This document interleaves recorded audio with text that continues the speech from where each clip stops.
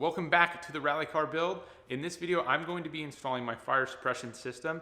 This is a requirement for American Rally Association events, but even if you're not building a rally car and you just need to know how to do a fire suppression system, it's going to be pretty much the same all across the board as long as you're going with the more budget type fire suppression systems that are certified by either SFI or FIA. Let's get this thing unboxed so we can see exactly what we need to do.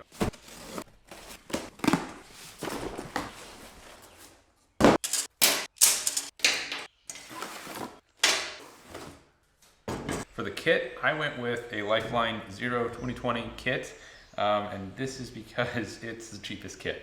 And the guy that sells them, he works for Lifeline. He kind of like helps out the rally community, gives a discount for it, which is nice. Very convenient because it is kind of a newer thing to have to install these. That's why the car doesn't have it in there.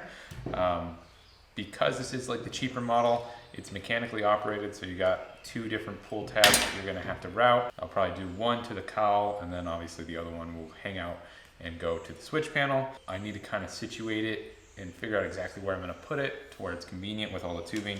I did get some extra tubing. He recommended it when I talked to him on the phone. He said, based on where you want to install it, just having the extra tubing is worth it. That way you don't have to stop and order it in the middle of the install. And then I guess they make these brackets as well, and they were like $1 a piece or something like that. And that's to actually mount the nozzles. This would be the only thing that doesn't come in the kit are those two items, but everything else comes with the kit. And it's really not a bad price. It was like, I think it was $450 for everything that you have here. Enough rambling, gotta get this installed. Time to figure out exactly where to go. I'm thinking behind my driver's seat because I do have a decent amount of room right there. I was gonna go in front of the driver's seat, but with how large it is, I don't know if there will be room.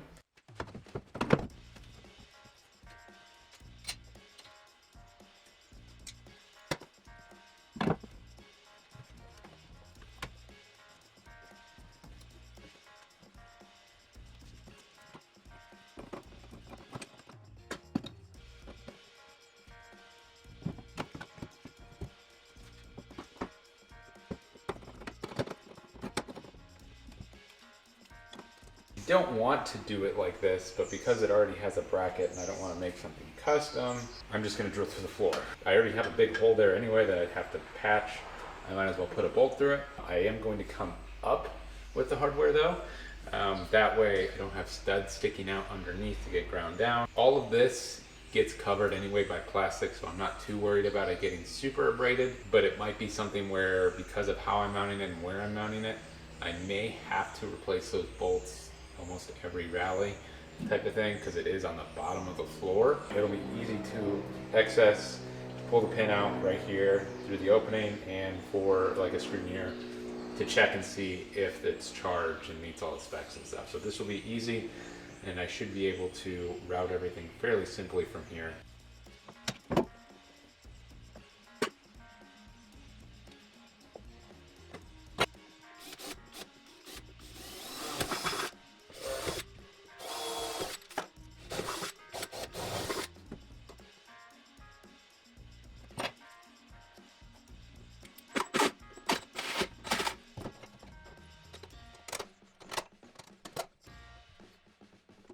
So the hole's all drilled and it's mocked up where it's gonna go. Now, they recommend that you use rubber isolators. I don't have any right now. I ordered some, they'll be here in a day. I'm just gonna keep going with the install because it's gonna go in the exact same spot. It's just gonna be about 1 inch taller. So, one thing with the tubing and the nozzles, they have to be attached to a bracket.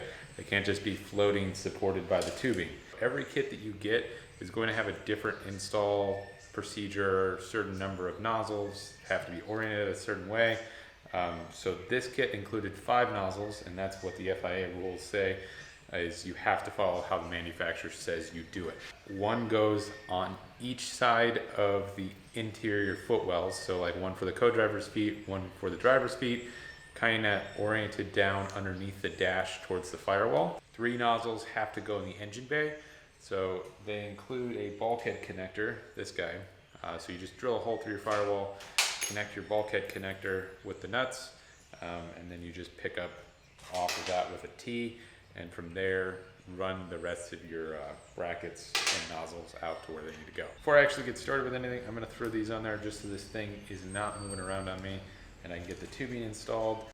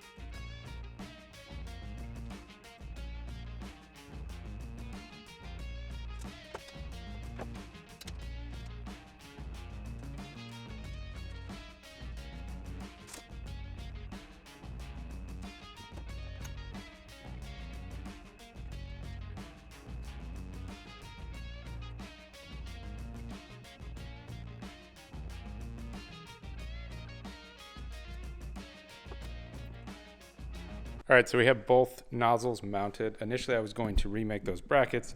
I decided against it because I figured out a way that I could make them work. They're pretty stinking secure. Like, I can hardly move them, so it's probably as good as I can get it. And even if I remade it, it wouldn't be any better. So now we're ready to do the bulkhead portion. I'm thinking that patch that you can see that I made with all the welds around it on this side, I'm just going to go right through the center of that because it's fairly open on the other side of the firewall, so it'll be easy to get at. So I'll just drill it with the appropriate size drill bit, send the bulkhead fitting in, and then we'll route that a little bit cleaner, tuck it against the firewall. It's kind of nice because I don't have the stock heater core. The heater box that I do have is kind of big, but it's a lot smaller than before. So I have a lot more room to play with over here. Essentially, this whole area right here is going to be completely open. So we'll get that done.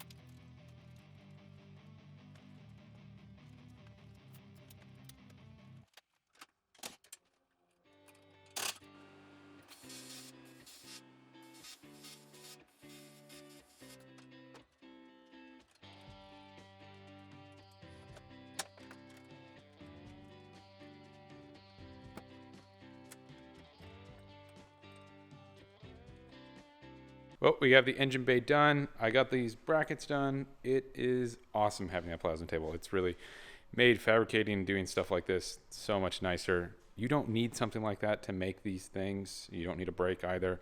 I just have that. That's kind of when I went the extra step and drew up those parts and cut them out and whatnot. But you could cut all this out with almost tin snips if you do it out of aluminum, and put in a vise and bend it up if you really want to, and you don't even need to weld it. Or you can just use some random scrap metal to do the same kind of stuff. I've seen some kind of jankety ways of mounting the nozzles, and it really means that you can get away with anything as long as there's a mount and they're pointed in the right direction according to the rules. So these are good. If something ever started on fire, it's probably going to be like fuel line related because I don't have a turbo. So it's probably something leaking from the fuel, which means either like injectors. So like I have this one pointed at all of my AN lines and stuff that's coming in through here. And then this fuel rail is covered by that, as well as that fuel rail is covered by that one. And then the fuel rail obviously passes underneath the intake. And that's kind of what I was thinking with the middle one. So we can just tighten up the inside nozzles. I just have to tighten them up on their brackets, and then we can start routing the pool cables.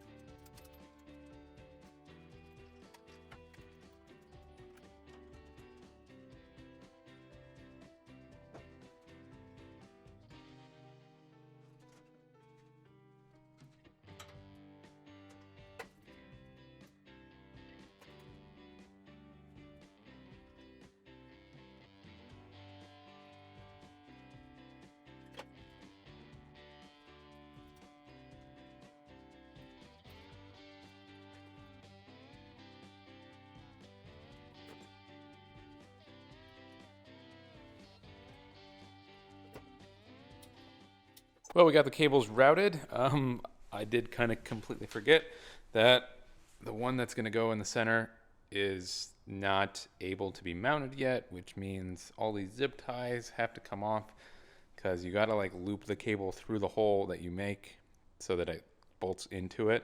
So that's fun. I'll also have to take this off, but it's all sized appropriately right now. I'm going to put some heat shrink on these because they're a little jagged and they'll also start to fray. So I'm just going to kind of cap them off with some adhesive walled heat shrink that's small, and that should take care of that issue. But yeah, essentially all of that is done. Just need to mount the actual fire bottle now, and then obviously when we make the switch panel, mount the pool in there. And lastly, we'll get this trimmed up. All we have to do is notch a little section of the rain tray so that it clearances the little pool tab.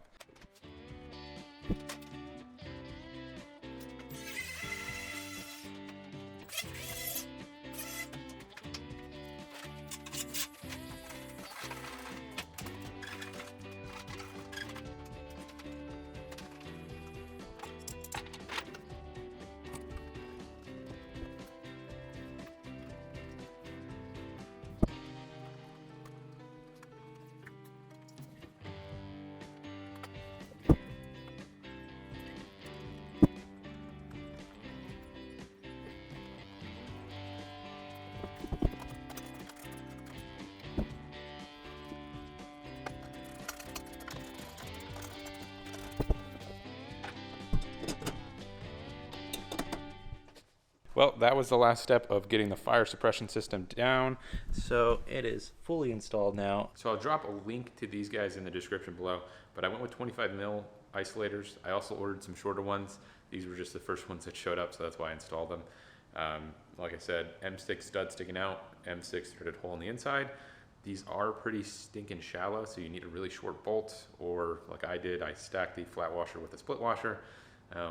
Kind of mostly because I was concerned with it rattling loose. I also used thread locker on the bottom. We finished off this project, glad we got it done. One step closer to getting this thing ready to rally. I have done a lot of stuff. You guys will see it in the future if you stick around for the build, but I need to stop rambling and get back to work on this thing. I got a whole bunch of wiring to do today, which will be a lot of fun. So I'll see you guys with the next video.